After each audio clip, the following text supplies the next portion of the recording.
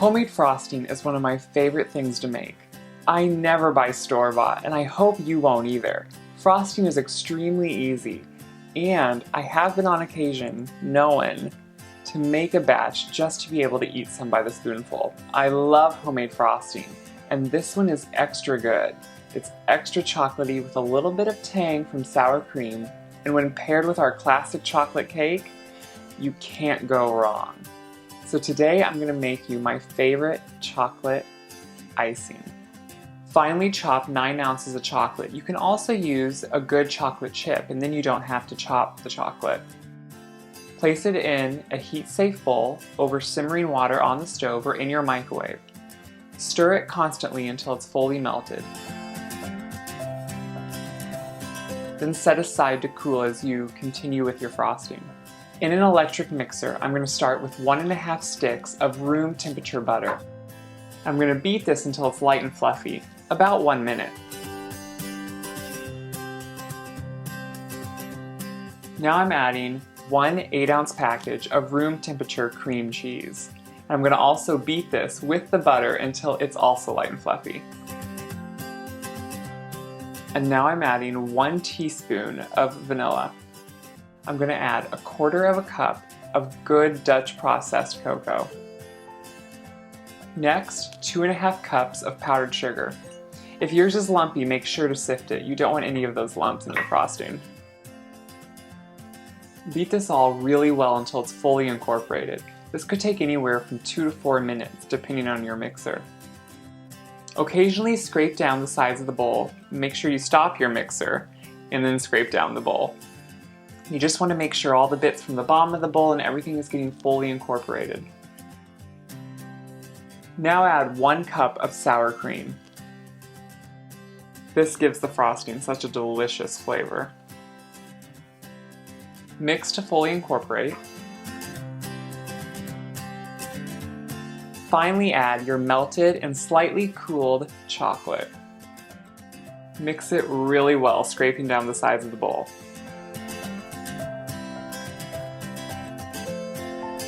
And you are left with the most fluffy and delectable chocolate icing. It's going to be so good on the classic chocolate cake that I have prepared. I have a little bit of a party to go to this weekend, so I'm going to make this cake for that occasion. It's the perfect cake to take somewhere. I always like to pre-freeze a cake slightly before you frost it, especially an extra moist cake like our classic chocolate cake that I'm going to use today. I just pulled this one from the freezer. It's been sitting there about 20 minutes. This way it won't have near as many crumbs when I go to coat it. For the center layer, I always think it's fun to add a little bit of extra good filling. So I toasted some hazelnuts and chopped them up fine, and I'm adding them to about 1/2 cup to 3/4 cup of the prepared frosting. I'm just mixing them together in a bowl and then putting it right on the center of the cake. I'm going to spread it to about a 1/2 inch rim around the whole cake. That way when you put the second layer on, it has a little room to squish out and not over ooze. Once that's on, I'm going to invert my second layer on. I'm also turning it upside down, and as you can see, it leaves me with a really straight-sided and flat top cake. Next, I'm going to put on the base layer, or what a lot of people call crumb coat of frosting. This one doesn't have to be as pretty, no one's going to see it, so if it gets some crumbs from the cake, don't worry. Just put a very thin layer over the whole cake, starting with the top and working out to the edges. If your cake is really moist like mine is, it helps to just dot some frosting around the cake and then smooth that out as opposed to one big clump in the middle. Turn your cake as you're working. If you have a Lazy Susan cake stand, this is a great time to use it. When you get to your sides, make sure to put frosting between the 2 layers. This will help hold it together. Once you're done with the crumb coat, you can chill the whole cake, and that will make it easier to put on the second layer. I'm not too worried about this one, so I'm going to keep going. Putting more frosting on top, I'm starting to work it to the edges with my offset spatula. I'm not making this one to be a beautiful, smooth, frosted cake. It's going to be very rustic and homemade, but delicious.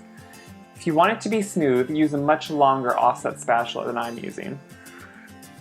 Work it out to the edges and add frosting as needed. If you want to have that great homemade swooped look in the frosting, use a spoon and just make half circles around the whole cake. Go up and down and just have it look homemade. It almost looks to me more delicious when it's like that.